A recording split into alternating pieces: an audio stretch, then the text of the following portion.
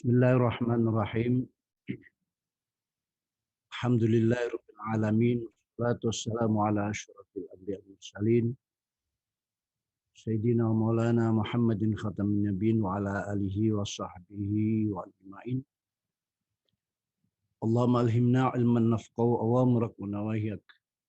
Warzuqna fahman na'lamu bihi kaifa najik ya arhamar rahimin. Allahumma arzuqna fahman nabiyyin hadzal mursalin wa ilhamal malaikatil muqarrabin birahmatika ya arhamar rahimin. Allahumma akrimna binuril fahm wa akhrijna min dhulumatil wahm. Waftah lana abwaaba rahmatik wansur alina hikmataka ya arhamar rahimin. Amma ba'd.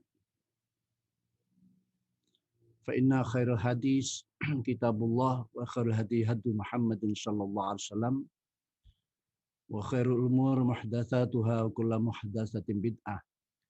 Wa kullu bid'atin dhalalah wa kullu dhalalatin finnar. Fa bi sanad al-muttasil ila al-hafiz Jalaluddin As-Suyuti rahmal mu'ti wa nafa'ana bihi wa bi ulumihi wa adahu alaina min barakatihi wa asrarihi bi khairil fid darin amin. Qala Allah radi'anhu wa bi wa ilai qal ajillullah yughfar lakum. Rawu hamim ain to'ba. Hadisun dhaif an Abi Darda. Hadisun dhaif. Ajillu padha ngegungaken sira kabeh Allah ing Allah.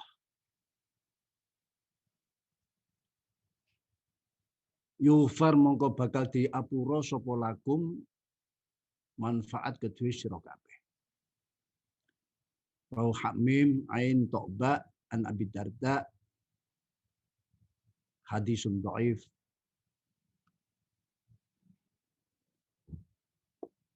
Hadis ini Rasulullah Shallallahu Alaihi Wasallam perintah agar kalian kita semuanya mengagungkan Allah yang memang berhak memiliki semua sifat-sifat agung dan sifat-sifat sempurna. Cara mengagungkan Allah baik melalui lisan kita,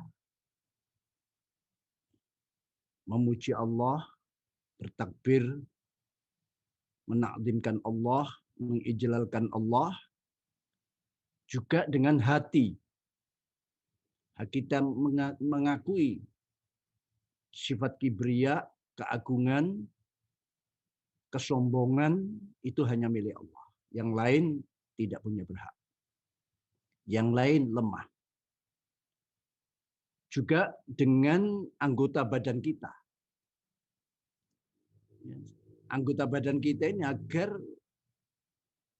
memberikan tanda-tanda mengagungkan Allah, pengakuan.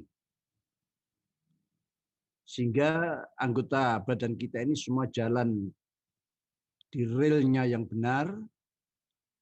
Untuk apa semua anggota badan kita ini diciptakan oleh Allah? Artinya kita harus punya keyakinan, meyakini keagungan Allah, kebesaran Allah, mengidharkan sifat-sifat Allah yang agung, yang indah, yang sempurna. Dan kita meniru sifat-sifat agung Allah ini bihasabil imkan. Perbanyaklah kita membaca ya dzal jalali wal ikram dan lain sebagainya. Maka dosa-dosa kita akan diampuni oleh Allah Subhanahu wa taala. Tanda-tanda orang yang mengagungkan Allah, Allah ditaati, tidak didurhakai, disyukuri, tidak dikufuri. Bagaimana tidak? Allah zat yang selalu melihat kita, mendengar kita. Bahkan apa yang terjadi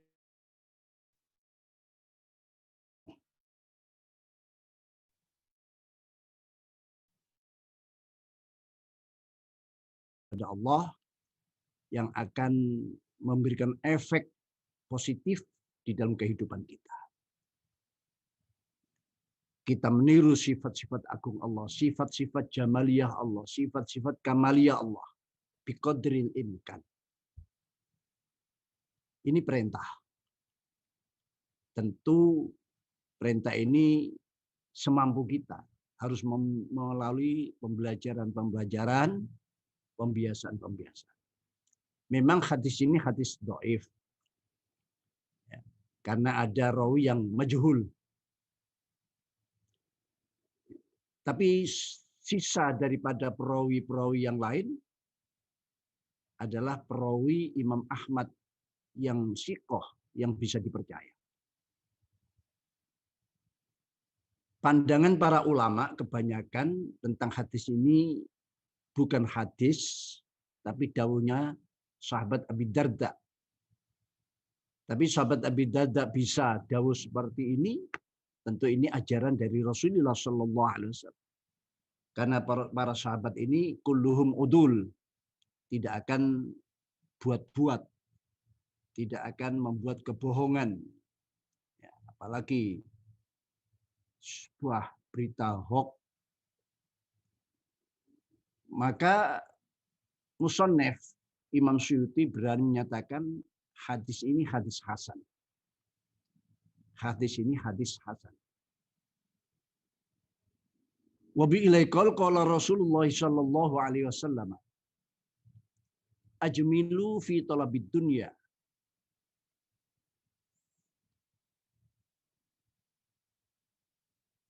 fa inna kullan muyassarun lima kutiba lahu minha.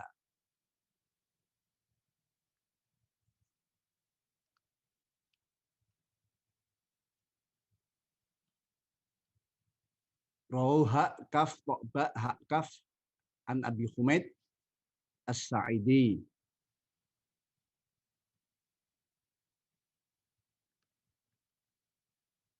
Hadis ini juga disebut hadis dhaif. Walaupun ada beberapa perawi yang dipercaya riwayatnya.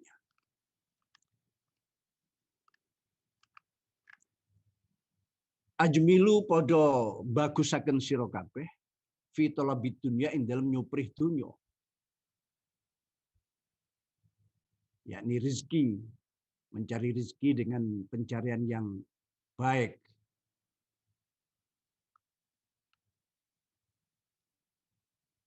Fa inna kullan mongko setune saben-saben wong siji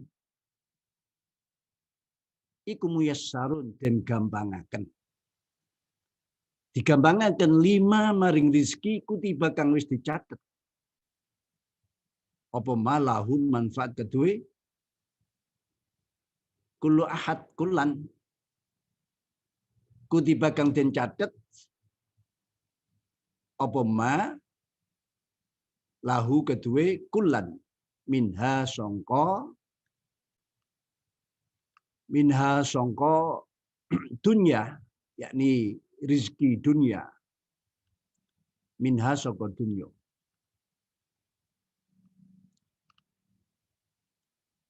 Rawahu ha kaf to ba ha kaf an Abi Humaid As-Sa'idi hadis dhaif.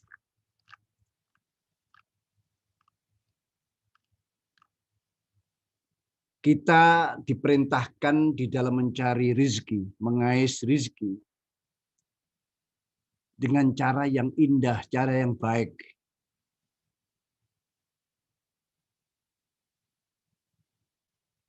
Mempertimbangkan dan menjaga diri jangan sampai di dalam tata cara kita mencari rezeki ini menyakiti orang lain. Karena rezeki kita ini sudah ditentukan. Artinya rezeki yang halal, yang thayyib ini sudah ditentukan bagi semuanya makhluk, siapapun. Tapi kehalalan rezeki ini bisa berubah manakala kita dalam tata cara mencarinya ini yang tidak bagus. Mencuri, mencopet, memakan harta secara batil. Padahal itu yang dimakan sebetulnya rezekinya, cuma caranya. Nah, mencari rezeki yang baik ini jangan sampai ngoyo. Jangan sampai menghabiskan waktu sehingga lupa. Ada kewajiban yang lebih besar, sebuah amanah, risalah kita untuk mengisi, mengumpulkan bekal-bekal untuk kehidupan masa depan, yakni kehidupan di akhirat.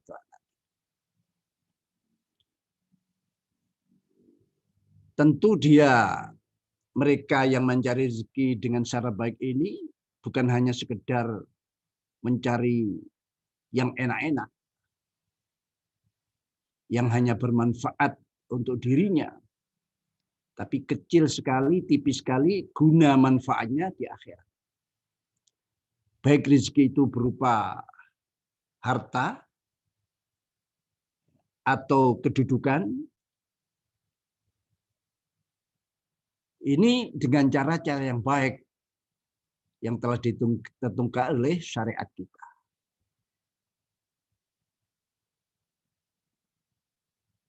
Cara kita mencari rezeki yang bagus, yang baik, ya kita harus berpegang pada arah yang telah ditentukan oleh Allah, oleh agama.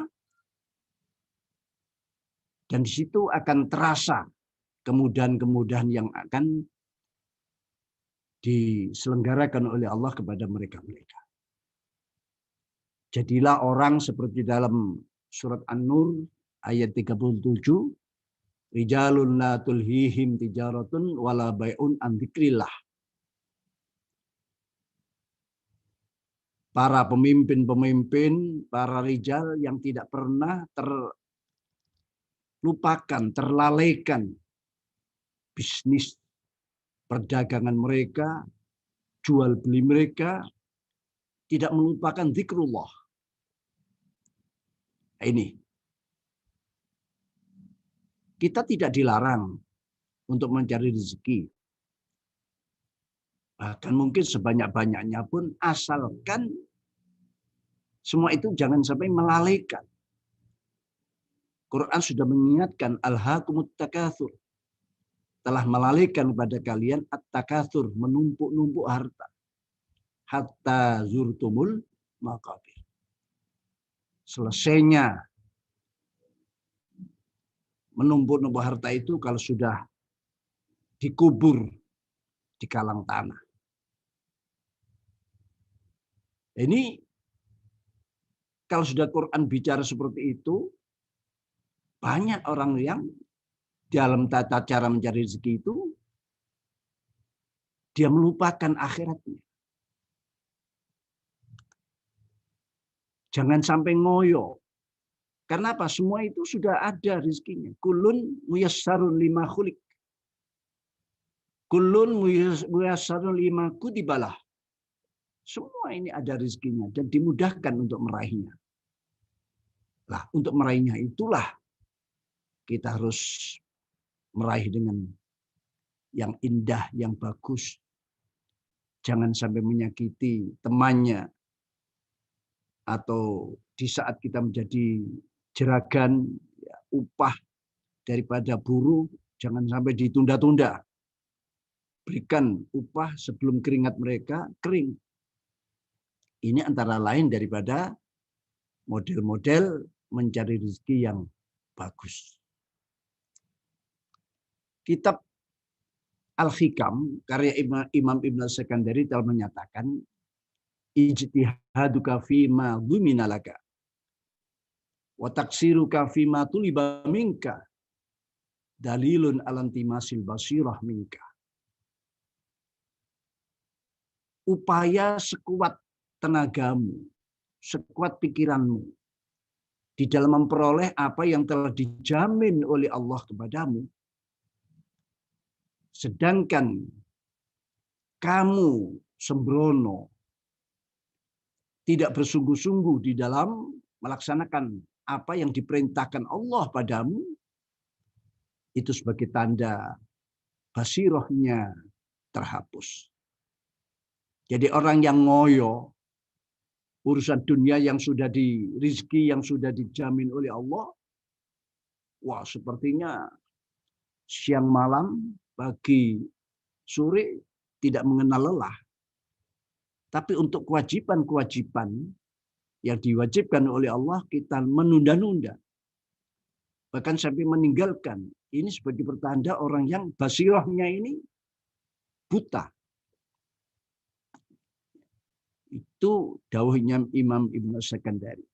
Istihaduka fima dhumina laka wa taksiruka fima tuliba minka dalilun alantimasil basirah minka. Upaya sekuatmu dalam meraih apa yang ditanggung Allah, sedangkan di dalam menjalankan perintah ada kesembronoan, penundaan, dan lain sebagainya, justru akan mematikan basirah, mata hati kita. Dan disitulah sebetulnya kemuliaan kita.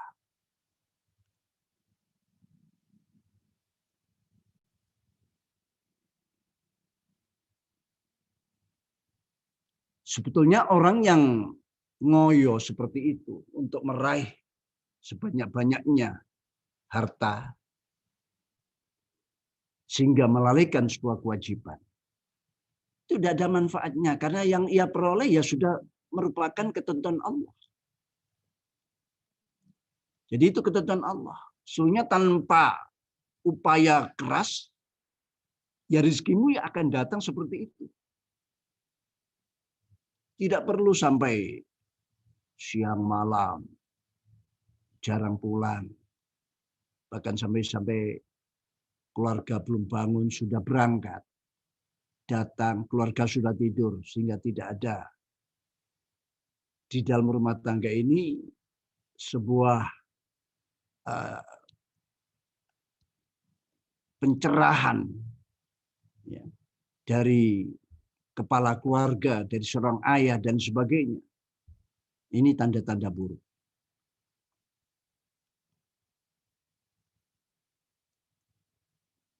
Dan perlu diketahui, kebanyakan, ya, bahkan didahulukan oleh para ulama, Allah lebih banyak menyerahkan rezekinya kepada mereka-mereka yang bodoh. Sedang yang berakal justru banyak mengalami rintangan-rintangan dan kesulitan. Ini kebanyakan. Kebanyakan. Ya mungkin bodoh dalam hal agama. Sehingga dia merekayasa, dan hasil rekayasa itu memang tampaknya menghasilkan lipat-lipat penghasilan, tapi sebetulnya itu tidak lepas daripada ketentuan yang telah ditentukan oleh Allah Subhanahu wa taala. Ini pedoman yang penting dalam kehidupan kita. Wa bi ilaikal qala Rasulullah sallallahu alaihi wasallam, ajwa'un nasi talibu ilmin wa asba'uhum alladzi la yabtaghi. Rawahu Abu Nu'aim fi Kitabil Ilm, Tahwir wa Fa'ra an Ibnu Umar, hadisun hasan. Ajwa'un nasi itu luwe ni manungsa lapar. Ajwa'un nasi itu luwe ni manungsa. Orang yang paling lapar iku talibu ilmin, wong kang nyuprih ilmu. Wa asba'uhum lantai luweh warke nas iku alladzi wong silailadzi la yabtaghi kang ora nyuprih, ora seneng, ora demen nyuprih sapa ladzi ing ilmu.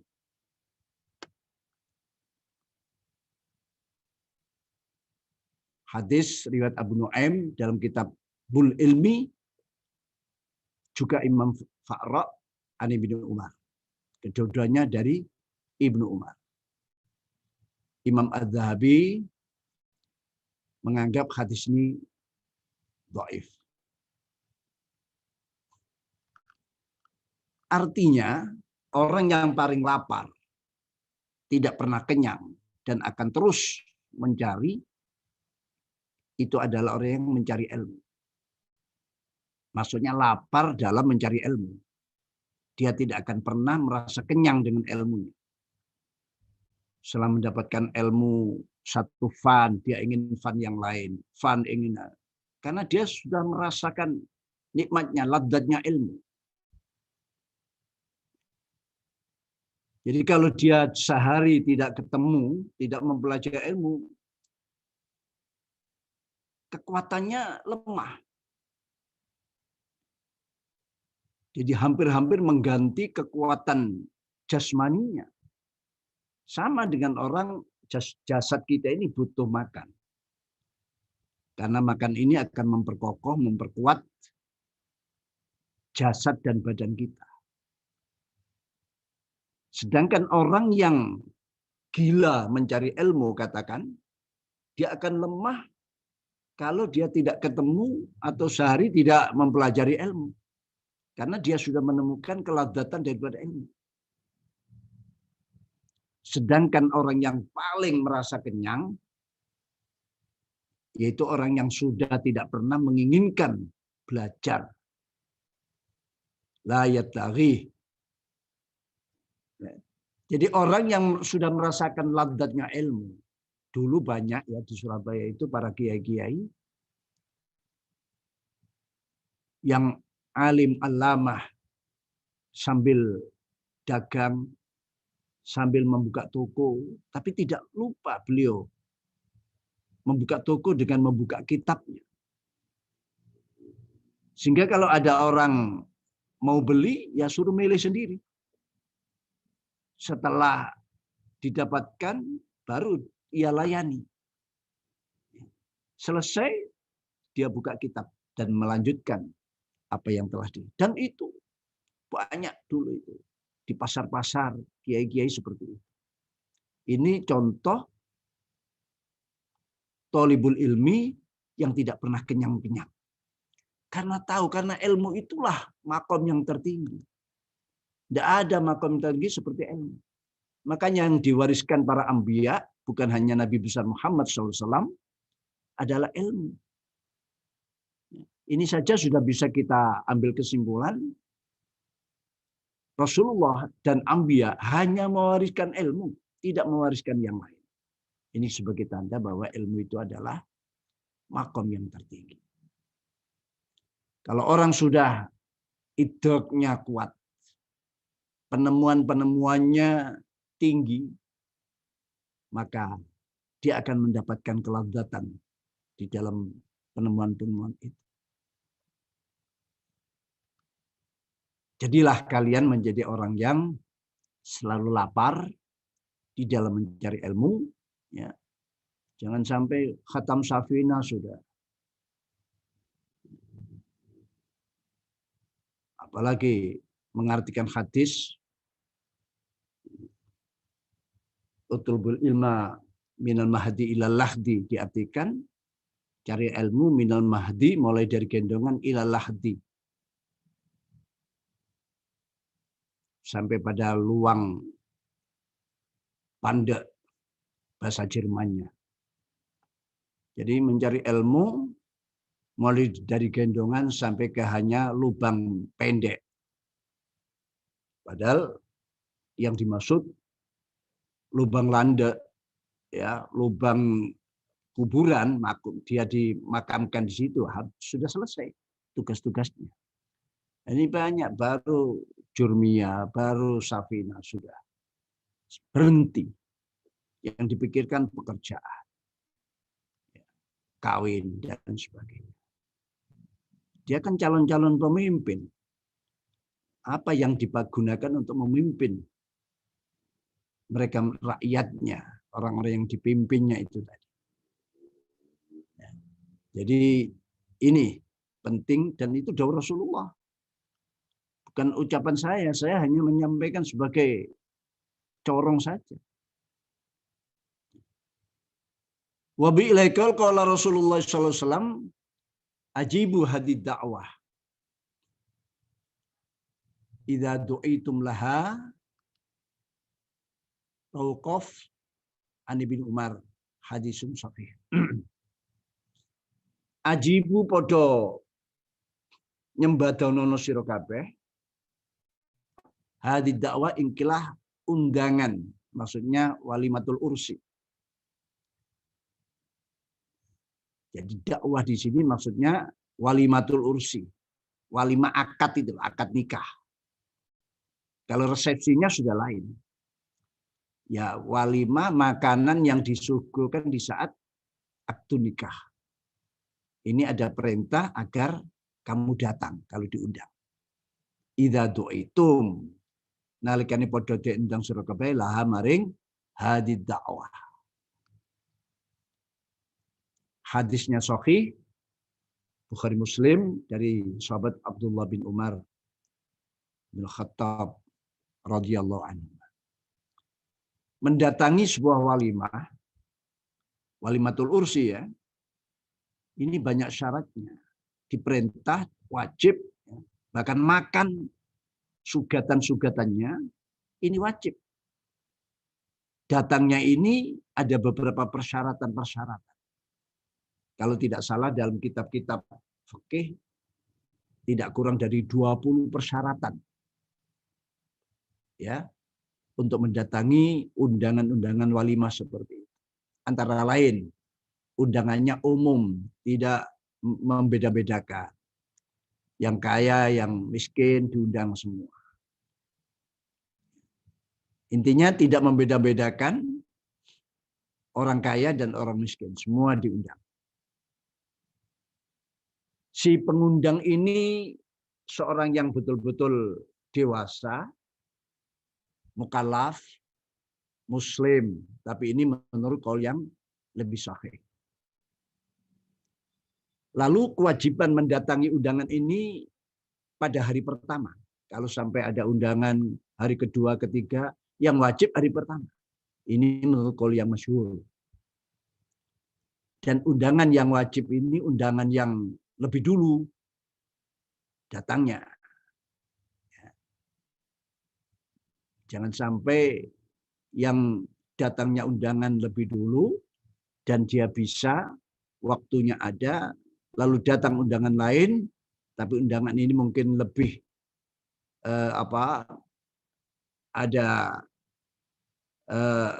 lebih wah misalnya, lalu ditinggal mendatangi undangan yang kedua. Lah ini dosa. Di antara lain syarat-syarat, ya, jangan sampai di saat mendatangi undangan ini dia merasa terganggu karena ada hal-hal yang mungkar di situ. Atau ada lawannya sehingga terganggu. Dan antara lain juga jangan, artinya di dalam kewajiban mendatangi undangan ini tidak ada udzur. Tidak ada udzur.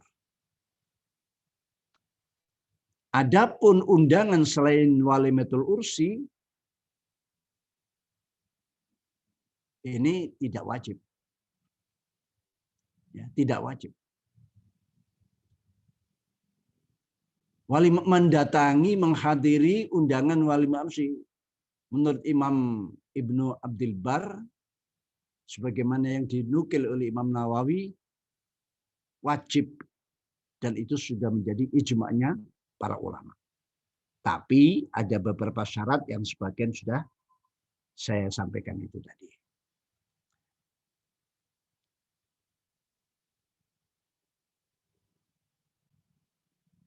Walaupun yang diundangi sedang puasa, tidak apa-apa mendatangi.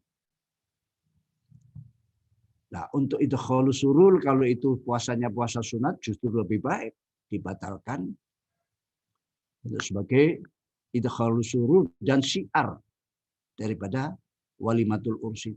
Tapi itu puasanya puasa sunnah. Kalau puasa wajib saya kira tidak ada yang tersinggung kalau dia tidak makan. Bahkan kadang-kadang tahu kalau yang diundang ini tidak makan malah diberkati. Didobeli berkatnya.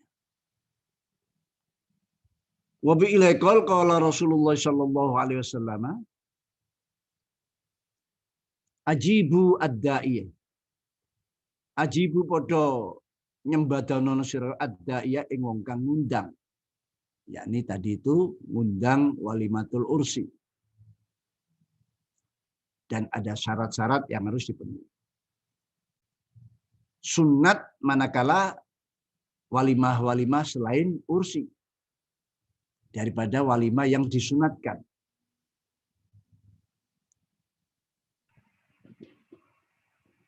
Wala taruddu lan aja padha nolak sira kabeh. Ini larangan sunat. Wala taruddu lan aja padha nolak sira kabeh al hadiyah ing hadiah. Kalau kamu diberi hadiah atas nama hadiah, jangan kamu tolak. Larangan ini larangan sunat. Karena hadiah itu adalah sebentuk penghormatan kepada orang yang diberi hadiah.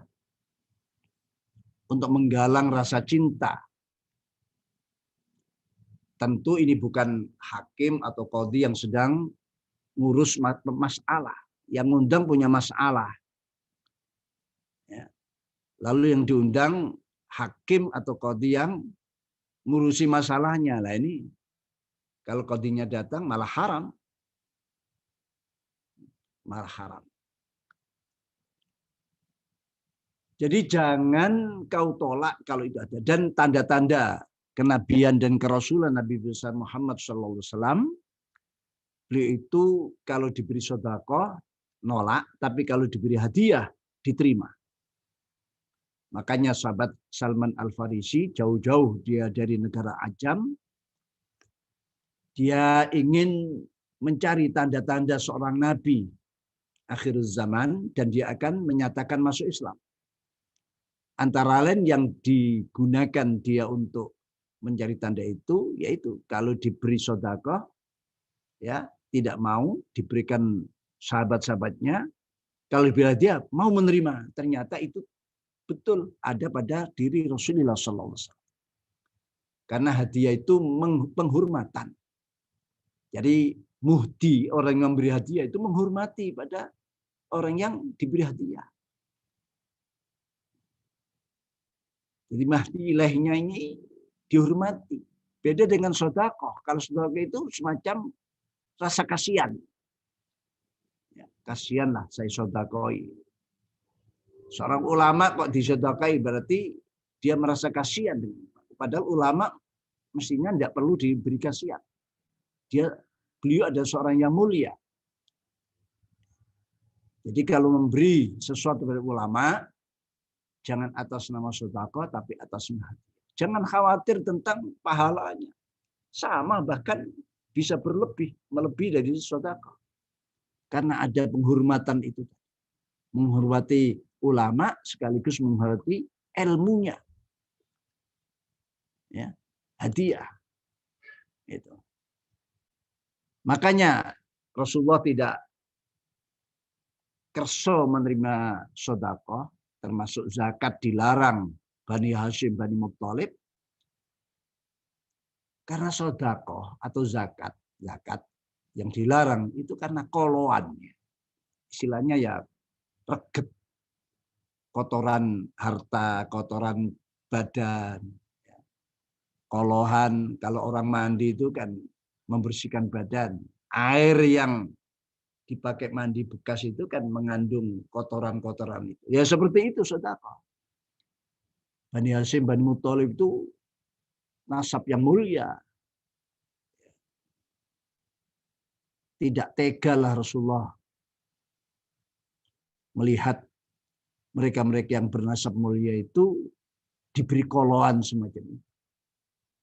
Diberikan, katakan reget-reget, walaupun tidak najis, tapi bekas untuk pembersihan harta yang mungkin tercampur karena dulu waktu menjadi jeragan ada keterlambatan memberi upah, ya, sehingga ada hak-hak fuqara masakin di situ. Atau kalau zakat fitrah ya kan pembersihan diri itu. Berarti orang-orang yang mungkin seharian tidak mandi lalu mandi airnya itu gambaran daripada kolohan itu tadi. Tidak tega. Jadi itu bukan sebuah penghormatan. Jadi kalau orang memberi sedekah pada kiai, pada ulama, itu bukan sebuah penghormatan. Justru bisa berkesan merendahkan. Ya, berkesan merendahkan. Wabilaik qurau hamim khadal to'ba hakba ani bin Mas'udin. Imam Suyuti memberikan lambang derajat hadis ini hadis sahih. Hadis ini hadis sahih.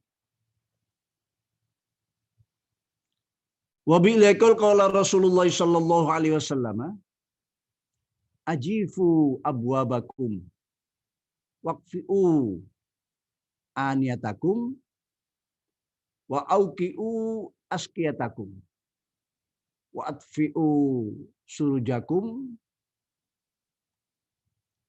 fa innahum lam yu'dan lahum bitasawwur alaikum.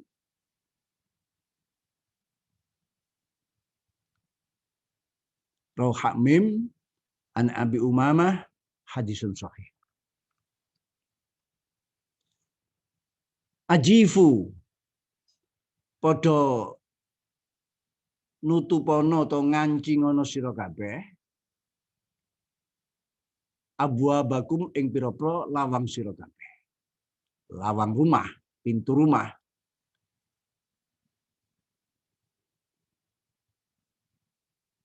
Waqfi'u lan padha malikna sira kabeh, mengkurepna atau malikna sira kabeh aniyatakum ing pira-pira wadah pangan sira kabeh. Wa auqi'u lan padha nalenono sira kabeh askiyatakum ing pira-pira grebo utawa wadah minum sira kabeh, wadah ngombe sira kabeh. Dulu pakai grebo, jadi diikat. Diikat. Grebo itu tempat minum, jadi diikat. Wa atfi'u lan padha matenono sira kabeh surujakum ing pira-pira lampu omah sira kabeh. Fa innahu mungsri syayatin fa innahum sayatin kulam yu'dan ora den idini sapa lamun sayatin bitasawuri kelawan gandol utawa singitan alaikum ngatas sira kabeh.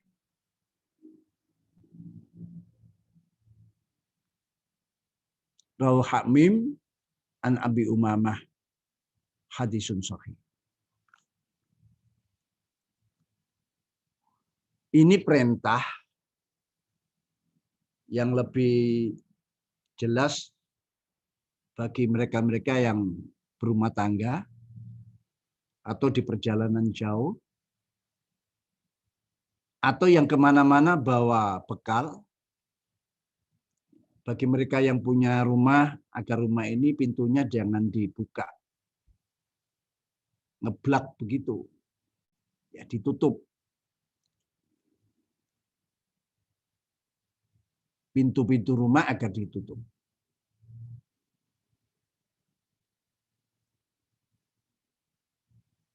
Tentu untuk mendapatkan nilai, syukur-syukur disertai dengan dzikrullah. Lalu tempat-tempat makan, minum, ini kalau sudah selesai, kosong, agar dibalik, ditengkurapkan, dibalik, ya, bukan tengedahkan gitu, dibalik. agar setan tidak punya kesempatan untuk menjilat atau binatang-binatang, ya, termasuk tikus, kucing dan sebagainya, tidak punya kesempatan untuk menjilati bekas-bekas tempat makan itu tadi. Untuk tempat-tempat minum ini karena dulu kebanyakan pakai grebo, ya, jadi lulangnya kambing yang sudah disamak tentunya digunakan untuk tempat minum. Nah, ini mulutnya itu agar diikat, mulutnya agar diikat. Satu, biar tidak tumpah. Nomor dua, ya tidak dimasuki binatang-binatang yang bisa membahayakan.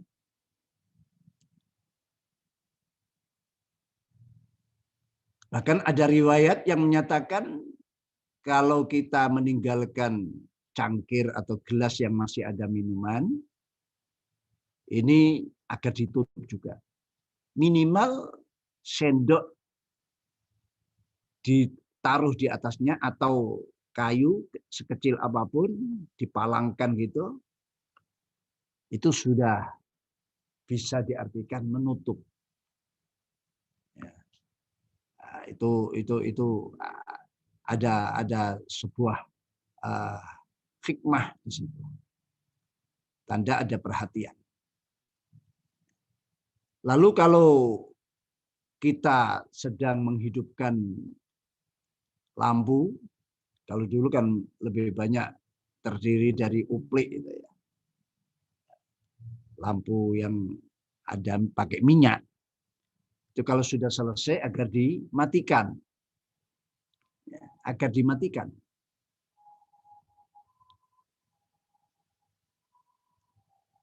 Apalagi di saat menghadapi tidur. Sebetulnya ini perintah bukan hanya waktu menghadapi tidur. Pokoknya lampu-lampu itu sudah kalau tidak digunakan, agar dimatikan. Tapi menjelang tidur itu lebih kuat. Perintahnya itu lebih kuat. Kalau pada siang hari kan masih banyak orang yang bangun, tahu, ya, dan sebagainya. Kalau malam kan kadang-kadang tikus itu bisa menjadi sebab kebakaran. Menjadi sebab kebakaran. Apalagi di sini alasannya agar setan-setan ini dan setan-setan itu di saat kita mematikan lampu ini tidak mendapatkan kesempatan untuk sembunyi di situ. Artinya Allah tidak menjadikan bagi setan sebuah kekuatan, kemampuan untuk melahirkan sebuah musibah atau bencana gara-gara lampu-lampu yang tidak ditutup itu tadi. Termasuk pintu-pintu yang tidak ditutup. Hal-hal yang seperti ini tentu hanya orang yang beriman lah yang akan mengimankan perintah-perintah semacam itu.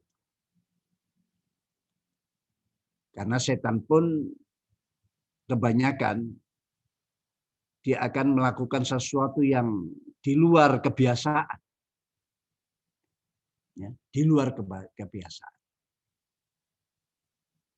Kalau kita lakukan itu semua, berarti kita sudah menutup kesempatan setan untuk bisa mengganggu. Setan bisa masuk dan mengganggu lewat lubang sekecil apapun. Ini sebuah irsyad, petunjuk bagi orang mukmin.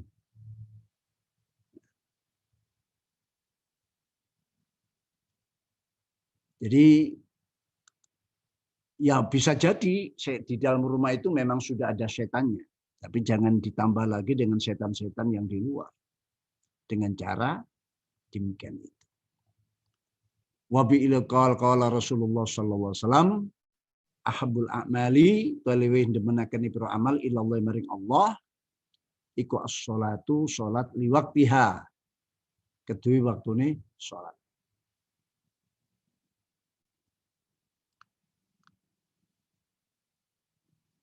Tsumma birrul walidain nul kari-kari ngabekti wong tua loro. Tsummal jihad nul kari-kari perang fi sabilillah ing dalem dalane Allah.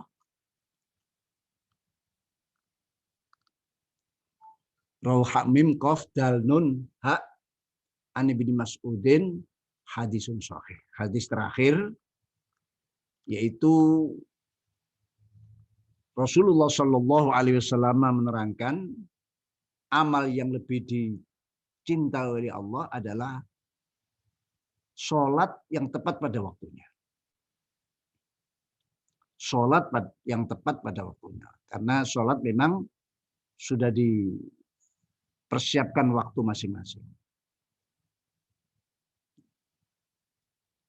Liwaktiyah ini artinya mengisyaratkan agar kita selalu siap menghadapi masuknya waktu sholat.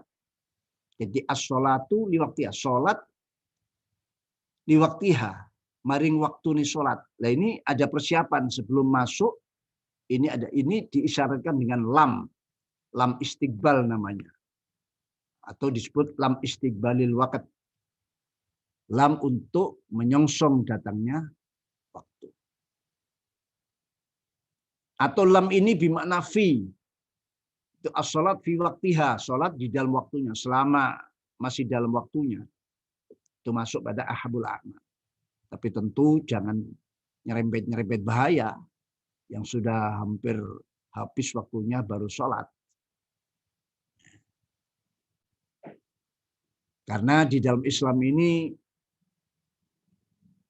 keadilan, keseimbangan ya. Tidak terlalu ke kanan, tidak terlalu ke kiri. Tidak berlebihan juga tidak ngirit. Tawazun, tawasud, itu bukan aja. Tentu sholat ini juga punya makna semacam itu. Tapi tentu di dalam sholat ini memang ada riwayat khusus, yaitu awal waktiha. Ya. Ada riwayat ahabul amri Allah as-salat awal waktiha atau fi awali waktiha. Awal waktu menunjukkan sebuah kesungguhan.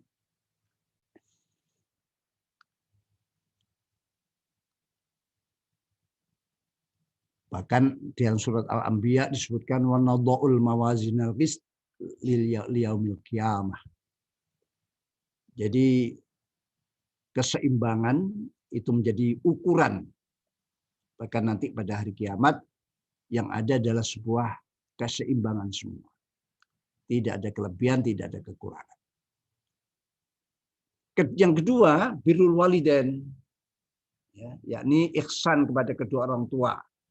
Melaksanakan perintah-perintah keduanya selama tidak bertentangan dengan syariat. Selama tidak bertentangan dengan syariat. Ini penting karena banyak ayat-ayat yang perintah birrul walidain, ihsan pada kedua orang tua itu disandingkan dengan perintah ibadah pada Allah. Wa'budullaha wa la tusyriku bihi syai'a wa bil walidaini ihsana. Beribadahlah kalian pada Allah, jangan kau sekutukan dengan sesuatu apapun. Wa bil walidain, dan berbuat ihsan kepada kedua orang tua. Ini menandakan penting ihsan kepada kedua orang tua. Lalu peringkat selanjutnya adalah jihad fisabilillah. Nah ini jangan diartikan sembarangan. Jihad fisabilillah ini perang fisabilillah di jalan Allah. Jalan Allah ini sesuatu yang sulit dipenuhi. Karena murni ikhlas hanya karena Allah. Bukan karena kelompok, bukan karena pertemanan, bukan karena organisasi, bukan karena suku, bukan karena biar dianggap pemberani, biar nanti diperjuangkan menjadi pahlawan dan sebagainya. Tidak. tulus hanya kepada Allah. Siapa yang bisa memenuhi jihad seperti itu? Kebanyakan jihad-jihad yang dilakukan itu karena kelompok. Menuruti fanatisme yang berlebihan. Dan sebagainya. Jadi di dalam ya, itu kebanyakan pakai syarat musyarakah. Musyarakah. Jadi artinya memberi isyarat jihad yang ada pada Islam ini hanya sebagai pertahanan, mempertahankan diri, menyelamatkan diri.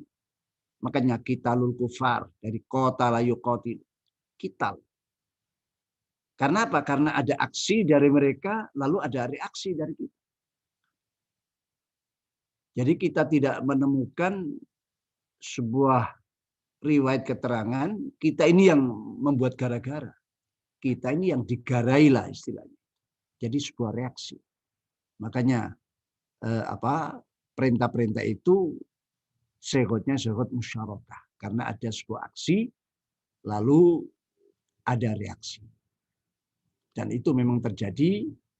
Bagaimana kalau kita buka sejarah, Rasulullah Shallallahu Alaihi Wasallam 13 tahun di Makkah menghadapi tekanan-tekanan yang luar biasa, ancaman, bahkan pembunuhan, ya, sampai terjadilah hijrah. Di Madinah pun gangguan-gangguan tetap. Baru 3 tahun setelah hijrah ada izin. Kalau ada gangguan, hadapi. Jadi sifatnya itu reaksi. Reaksi. Dan sampai Islam ini berkembang, itu bisa kita lihat istilahnya adalah al-futuhat. Ya. Al-futuhat ini menguasai lawan secara damai. Mereka menyadarilah, intinya seperti itu. Hadis ini hadis sahih. Semoga pengajian ini ada guna manfaatnya. Maqal subhanakallah bihamdika asyhadu an la ilaha illa anta astaghfiruka wa atubu ilaik. Subhanakallah bihamdika asyhadu an la ilaha illa anta astaghfiruka wa atubu ilaik. Subhanakallah bihamdika asyhadu an la ilaha illa anta astaghfiruka wa atubu ilaik. Subhana rabbika rabbil izzati amma yasifun wa salamun al mursalin walhamdulillahi rabbil alamin. Ya Rabbana i'tarafna bi annana i'tarafna wa annana asrafna ala nadha ashrafna fatub alaina tawbah taghsil li kulli hawbah wastur lana al-awrati wa amin al-rawati waghfir li walidina Rabbi wa maudina wal ali wal ikhwani wa sairil khillani wa kulli dhi mahabbah au jiratin au suhbah al muslimina ajma' amin rabbi nisma' fadlan wa judan manna biktisabin minna بالمصطفى الرسول نحظى من كل سول صلى وسلم ربي عليه عد الحب وآله والصحب عدد الصحب والحمد لله في البدء والتناهي اشتدي أزمة تنفرجي قد آذن ليلك بالبلج وظلام الليل له سرج حتى يغشاه أبو السرج نحن بالله عزنا حبيب المقرب بهما عز نسرنا لا بجاه ومنصب كل من رمض لنا من قريب وأجنبي سيفنا في قولنا حسبنا الله والنبي